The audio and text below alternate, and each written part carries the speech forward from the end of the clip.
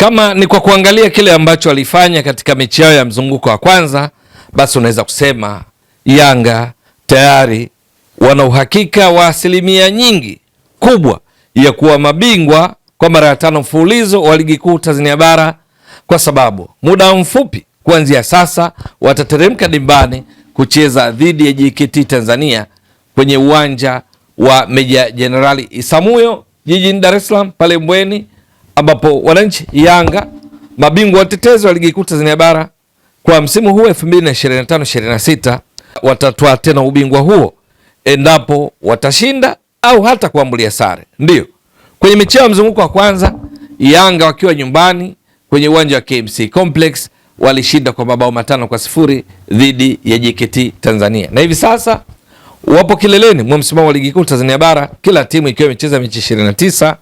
Yanga wako juu kileleni kwa sababu wana pointi 72, huku wakifuatiwa na watani zao wa jadi Simba wanaoshika katika nafasi ya pili wakiwa na pointi 70. Sasa Yanga wakiwa wamebakiwa na mechi moja kama zilivyo timu nyingine zote, wakishinda watatimiza pointi 75 ambazo haziwezi kufikiwa na timu yoyote, hata Simba inayoshikilia nafasi ya pili endapo itashinda dhidi ya KMC itatimiza pointi 73, lakini Yanga wakishinda watakuwa na pointi 75 na hivyo Simba kuendelea kupitwa kwa pointi 2. Endapo Yanga itapata sare wote watamaliza na pointi 73 endapo Simba watashinda dhidi ya KMC ambayo wenyewe tayari imeshateremka daraja, inacheza kutimiza tu ratiba. Sasa zikiwa zote zina pointi 73, maana yake kwa mujibu wa kanuni za ligi kuu Tanzania bara ni kwamba itaangaliwa kitu cha kwanza pale walipokutana wao kwa wao Simba na Yanga, endapo pointi zao zitalingana, nani alipata matokeo bora zaidi pindi walipokutana katika mechi mbili za ligi kuu Tanzania bara. Lakini inafahamika Simba na Yanga kwenye mzunguko wa kwanza matokeo yalikuwa bila, hakukuwa na mshindi. Mechi ya marudiano kwenye mzunguko wa pili matokeo yalikuwa 2-2, hakukuwa na mshindi. Kwa hiyo walipokutana wao kwa wao head to head hakuna mshindi. Kwa sababu hiyo, kwa mujibu wa kanuni za ligi kuu Tanzania bara sura ya 3 kanuni ya 8 kifungu cha 2 mpaka cha 9, kitakachofuata juu ya kumpata mshindi pindi timu zinapolingana point, basi inaangaliwa goal difference, kwamba nani mwenye tofauti nzuri kati ya mabao ya kufunga na kuruhusu. Sasa hapo ndipo ambapo Yanga wanajiwekea asilimia kubwa ya kutoa ubingwa, kwa sababu wao mpaka sasa wameshafunga mabao 68, wameruhusu mabao 9, wakati watani zao jadi Simba wamefunga mabao 53, wameruhusu mabao 11. Tofauti ya mabao ya kufunga na kuruhusu Yanga iko juu zaidi, kwa sababu ukiondoa 9 inabaki 59, wakati kwa wekundu wa Msimbazi Simba ukiondoa hapa unabaki na mabao 42 kama GD, jambo ambalo litawafanya Yanga watoe ubingwa endapo pointi zao zitalingana. Vinginevyo Simba itabidi washinde kwa mabao mengi sana, ndio halafu Yanga ndipo waweze kupitwa endapo pointi zao zitalingana. Kwa sababu hiyo unaona Yanga wana nafasi kubwa zaidi ya kutoa ubingwa wa 5 mfululizo wa ligi kuu Tanzania bara. Kilichobaki ni muda tu, ifikapo saa 10 jioni, muda mfupi kuanzia sasa, ikichezwa mechi hiyo, wakipata ushindi wote ni mabingwa. Wakitoa sare yoyote, kuna uwezekano mkubwa wa kuwa mabingwa kwa zaidi ya 90%, kwa sababu nilizotoka kuzieleza. Kwenye mzunguko wa kwanza Yanga ushindi 5-0 dhidi ya JKT Tanzania unawapa nguvu zaidi katika mechi yao hii ya mzunguko wa pili wa ligi kuu Tanzania bara, ambayo ni mechi ya 30.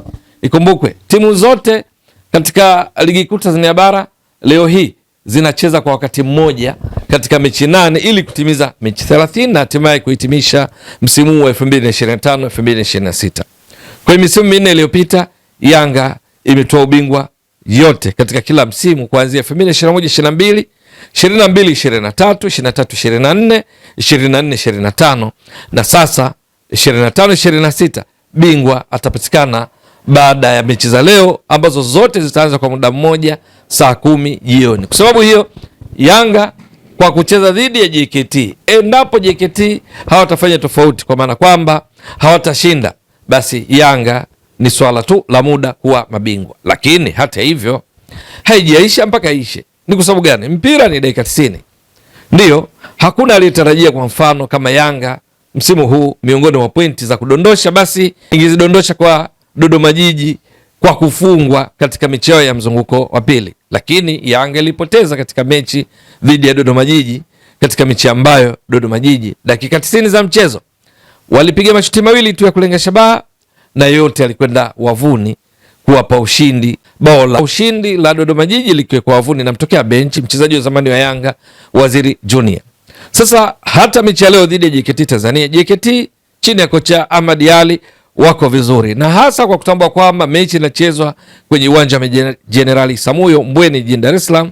Sio ya kuichukulia poa kwamba Yanga kwa sababu alishinda 5-0 katika mechi ya mzunguko wa kwanza basi watashinda pia kirahisi ama vinginevyo. Ni kwamba JKT wana uwezo wa kufanya surprise, kikosi chao kikiwa na nyota kama Saleh Karabaka ambaye amekuwa na kiwango kizuri cha kufunga, kina Edward Songo, Hassan Kapalata, Hassan Nasro Maulid eneo la kati, na wachezaji wengineo ndani ya kikosi cha JKT Tanzania wakiwa kwenye kiwango cha ubora, mbele wakiwa pia na kina Valentino Mashaka, Paul Peter Kasunda. Wana uwezo wa kuwaduaza wana Yanga kwa kushinda, na matokeo yake itabidi wana Yanga waiombe Simba wateneza wajadi kwamba wasishinde dhidi ya KMC, kwa sababu endapo Yanga watafungwa, Simba watashinda, Simba ndio watakuwa mabingwa kwa mara ya kwanza baada ya kukosa ubingwa ligi kuu Tanzania bara kwa misimu 4 mfululizo. Yote hayo yanawezekana, lakini ni dhahiri kwamba ni kwa kiasi kikubwa Yanga wana nafasi kubwa zaidi ya kutoa ubingwa, kwa sababu ushindi unawapa ubingwa, ushindi wowote ule, sare yoyote inawapa ubingwa, wakati Simba watahitaji kwanza kushinda dhidi ya KMC, jambo ambalo linawezekana kutokana na uimara wa Simba kulinganisha na kile ambacho KMC wameshakionyesha katika ligi kuu Tanzania bara mpaka sasa.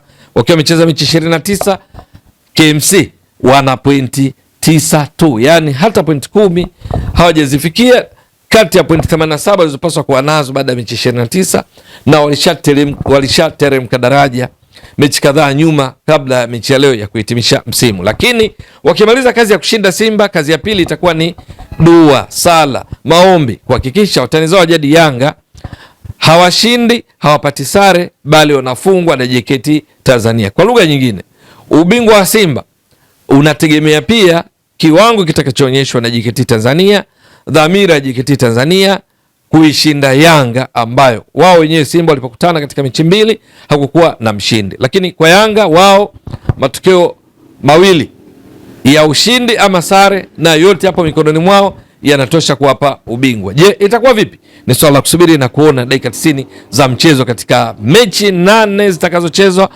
katika muda mmoja kuanzia saa 10 jioni leo hii, ili mwisho wa siku kujua nani anakuwa bingwa, huku pia kujua nani ataungana na KMC kuteremka daraja moja kwa moja, na pia kutambua timu mbili zitakazokwenda kucheza, zitakazolazimika kucheza playoff kupambania nafasi ya kubaki katika ligi kuu Tanzania bara kwa msimu ujao 2026 2027. Je, itakuwa vipi? Laurindo Depo, Prince Pumelo Dube, Alan Okello ambaye amekuwa kwenye kiwango kizuri sana hivi karibuni, lakini Maxim pia Zengeli, Peodo Pacome Zouzoua, Ibra Baka, Bakari Nondo Mwamnyeto, golikipa Jigi Diara, mabeki Mohamed Hussein Shabalala, Shadrack Sakaboka, Kibwana Shomari, Kwasi Atula yao na wengineo watafanikiwa kuvuna point moja ama zote tatu dhidi ya JKT Tanzania na hatimaye kutoa ubingwa wa 5 mfululizo ligi kuu Tanzania bara kwa kushinda dhidi ya JKT ya nyota kama Paul Peter Kasunda, Saleh Karabaka na wengineo pale kwenye uwanja wa Meja Jenerali Isamuhyo jijini Dar es Salaam. Ni swala la kusubiri. Hii mtazamaji wa Mbwaduke Stats Sport Next Level, endelea kuunga mkono channel hii kwa kuhakikisha una subscribe, una share, una like na comment. Mwasilishaji wako ni mimi Ramadhani Mbwaduke almaarufu kama Mzee wa Data. Shukran jazilan. Bye bye.